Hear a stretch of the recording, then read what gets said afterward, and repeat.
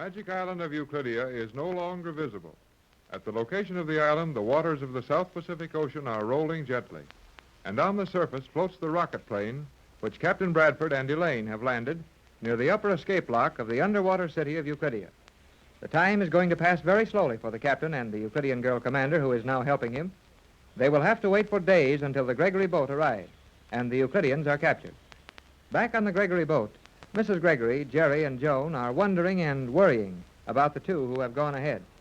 In the radio cabin of the boat, Jerry and Joan are doing their worrying out loud.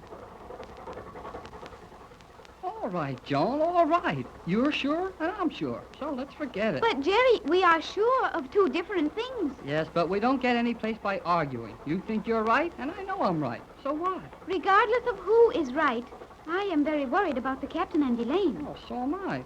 But Tex never got into anything he couldn't get out of. They must be nearly out of fuel, Jerry. Elaine said when they took off that they had barely enough of the fuel gas to take them to Euclidia. Well, what of it? They're not trying to go anyplace else. What do they need fuel for? If the Euclideans are able to escape from the underwater city and attack the captain, he will need fuel badly. Oh, I know it. That radio message from Tex sounded like a bluff to me. A bluff?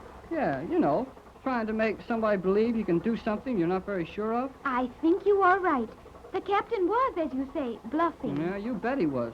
That gag about capturing G-47 and his men on that raft wasn't very good. What do you think he was actually trying to do? Oh, probably scare them back into their hole so they would stay put until we get there. The captain was very sure that his universal solvent would effectively prevent the escape of the Euclideans. Well, I guess it would, if he had a chance to get it planted before any of them escaped. And if he did not? Well, then we're going to find Tex and Elaine prisoners when we get there. And the rest of us will probably end up the same way. But that would be terrible, Jerry. Oh, don't tell me. We would not be treated so kindly this time. G-47 would have the captain's solvent, and he could easily work out the formula.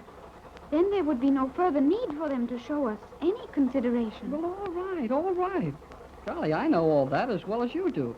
But when you're sure of bad news, why rub it in? I am not rubbing anything. Oh, I didn't say you were. I see you two are just as friendly as ever. Mother. Hello, Mrs. Gregory. Oh, we're not fighting, just arguing. No more news from Tex? No, Mother. The radio has been silent. Well, I hope no news is good news. Oh, sure it is. The captain and Elaine know how to take care of themselves. Yes, they would if they had a chance.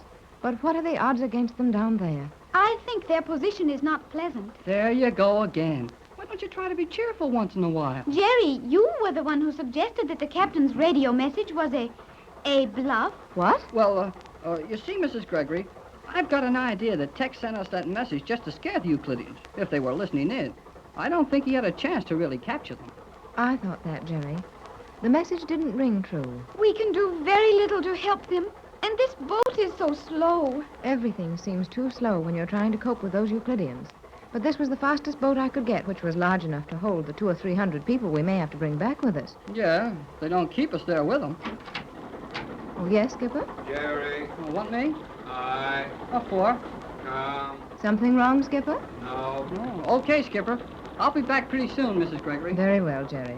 What's up, Skipper? Come. Okay.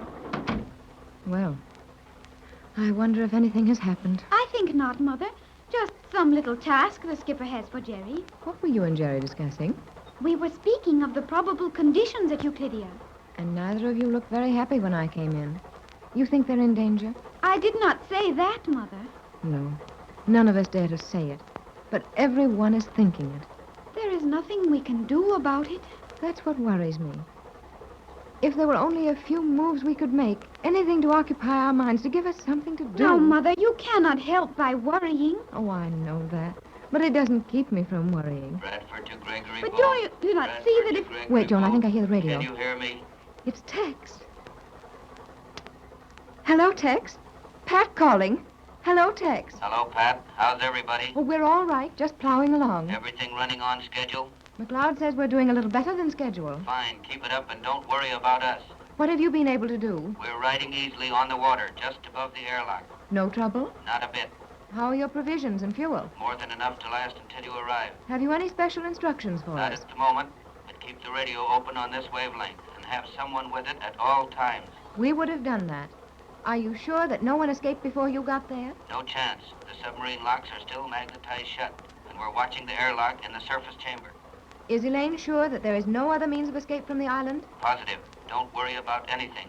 Just keep coming our way, and we'll be waiting for you. Thanks, Tex. You've been so wonderful through all this, and it's my fault we ever started it. Think nothing of it. Well, I'd better save our batteries. Good luck, all. See you later. Goodbye, Tex, and good luck to you both. It would seem they are doing well, Mother. Yes, and I suppose it's true. But I'm afraid I won't rest much until we reach there.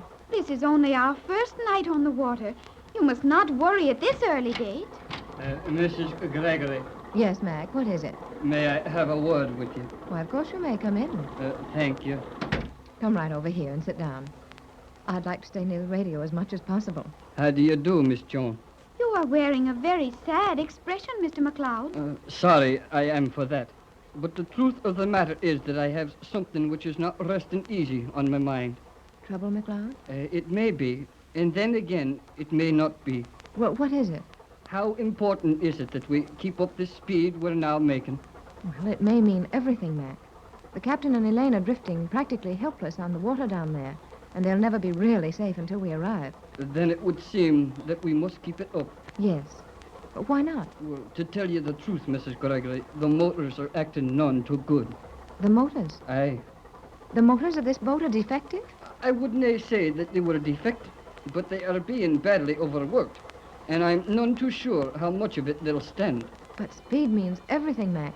We're doing far too slowly as it is. I won't argue about that, but the boat was designed to make 16 knots, and she's now making 21. 16 knots?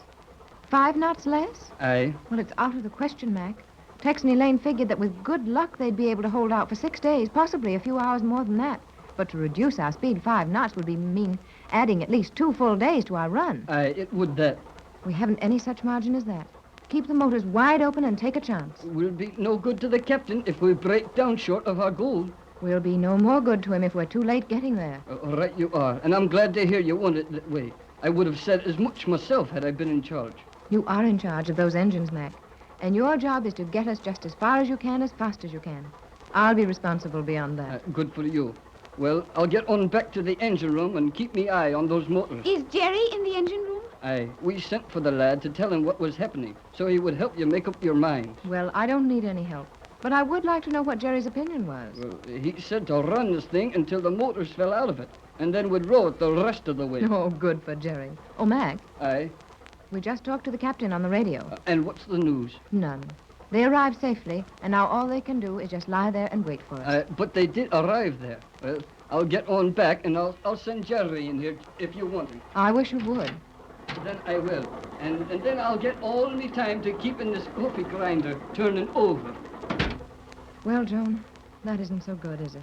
I would not think too much of that, Mother. Mr. McLeod is an engineer.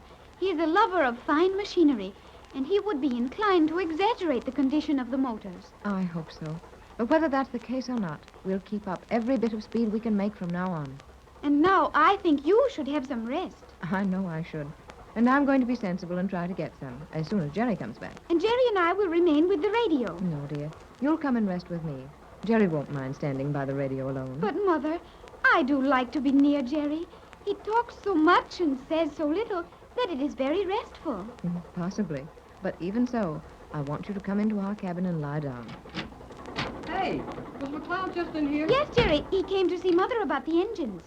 What did he tell you, Mrs. Gregory? He seemed to be worried as to how well the motors would stand our present speed. Yeah, well, that's what he told me, too. But he's worrying too much about nothing. Are you sure? Well, sure, I'm sure.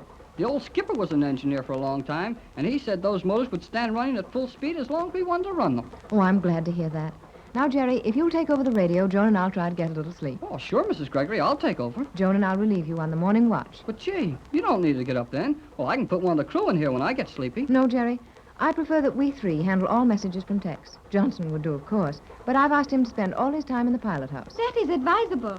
When we are trying to maintain top speed through all conditions, a great deal depends on our navigator. Johnson's plenty good. He certainly is. Now, Jerry, if Well, you'll Mrs. just... Gregory, can I have Joan stay here with me for just a few minutes, huh? I don't see why not, but I don't see why either. Oh, I just wanted to talk to her about it. Oh, please, Mother. Well, very well. Don't stay more than a few minutes, though, Joan. I want you to get as much rest as possible. I will not be long, Mother. Good night, Jerry, and call me if you hear from Tex. I bet I will, Mrs. Gregory. Good night. What did you want, Jerry? I want to talk to you. So you said. And I think it's important. What is it? Well, McLeod is really worried about those engines, and he's right. But, Jerry, I you know. said... I said everything was going to be all right just to make your mother feel good. Those engines are liable to quit any time at this speed. Then we could not help the captain, and our position would be hopeless. Well, that's the idea, and there's only one thing we can do if we get close enough to do it. Radio the captain to get away from that place and fly back to the boat. It'd be safer if we were all together. But the Euclideans would escape. Sure, and when they escape, they'll come after us. Oh, but, Jerry, we must not allow that to happen. I know that as well as you do. And I took a chance and told McLeod about my plan. He's going to do it, and your mother will never know the difference. Jerry, you are going to trick Mother? Oh, we've got to, Joan. Or we haven't got a chance to save the captain or do anything else. McLeod is going to cut the engines to 18 knots an hour, and we mustn't let your mother find it out.